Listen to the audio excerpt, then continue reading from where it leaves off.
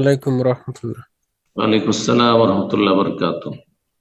সম্মানিত জি, শেখ, আশা করছি ভালো আছেন আল্লাহর রহমতে। আলহামদুলিল্লাহ। বলেন, কোত্থেকে বলছেন? আমি বাংলাদেশের নাটোর জেলা থেকে বলছি শেখ। বলেন।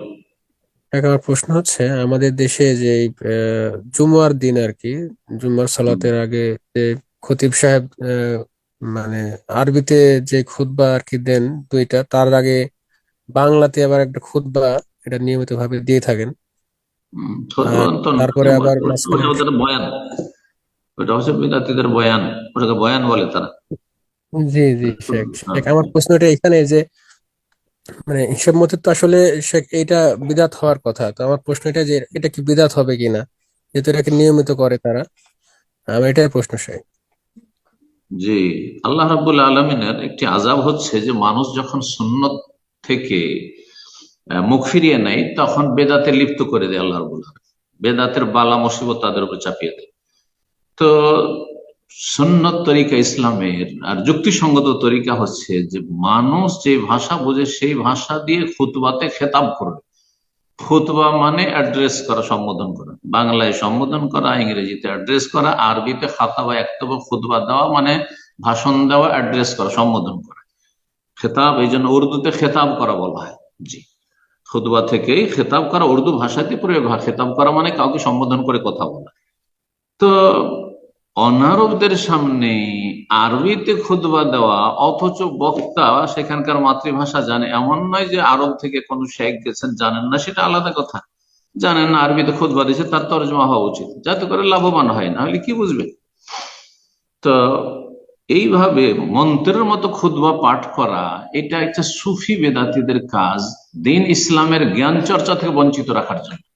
কারণ যত বেশি দিন ইসলামের জ্ঞানের চর্চা বাড়বে আর মানুষ দিন সম্পর্কে জানবে, তত বেশি এই সুফি ইজমের গুমরাহি থেকে তারা মুক্ত হয়ে যাবে, পীর মরিদের জাল থেকে তারা মুক্তি লাভ করে। আর এরা চাই না এটা।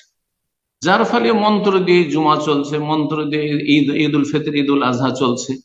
আর সর্বস্তরের মানুষ জুমা মসজিদে হাজির হতে বাধ্য। আর তারা দিন সম্পর্কে অজ্ঞ হয়ে দুনিয়াতে এসেছে, আর অজ্ঞ হয়ে দুনিয়া থেকে বিদায় হয়ে চলে যাচ্ছে, কিছুই জানতে পারছে না। অথচ একটা বছরে 52টি জুমাতে 52টি বিষয় সম্পর্কে বলা যেতে পারে। আল্লাহ রাব্বুল তাদেরকে সুন্নতের আমল করার তৌফিক দেন। এই সুন্নত যখন তারা মানুষকে এত বড় খায়ের থেকে, কল্যাণ থেকে বঞ্চিত রেখেছে আরবি খুতবা ফরজ করে দিয়ে, তখন আল্লাহর মায়ের পড়েছে যে একটি বিদাত করতে হবে। তখন তারা এইটাও, এই বেদাতের বয়স খুব বেশি না, আমরা যখন ছোট ছিলাম আমাদের বয়স 15-20 বছর, তখন দেখতাম যে হানাফি মসজিদ, বড় বড় মসজিদে এটা ছিল না। তার মানে 30-40 বছর থেকে শুরু হয়েছে, হয়তো 30-40 বছর থেকে এই বয়ানের বেদাত শুরু হয়েছে। বোঝা গেছে? তো এটা দিয়ে মূলত যদি হিসাব করে দেখা যায় তো 3টি খুতবা হয়ে যাচ্ছে, কারণ বয়ানটাও খুতবা একটা, মানে ভাষণ। আর প্রথম খুতবাটাও ভাষণ একটা, সেটা আরবিতে মন্ত্র পাঠই হোক না কেন, দেখে দেখে। আর দ্বিতীয় খুতবা, সানি খুতবা, সেটাও এক খুতবা, মানে সেটা হচ্ছে অ্যাড্রেস, সম্বোধন, ভাষণ।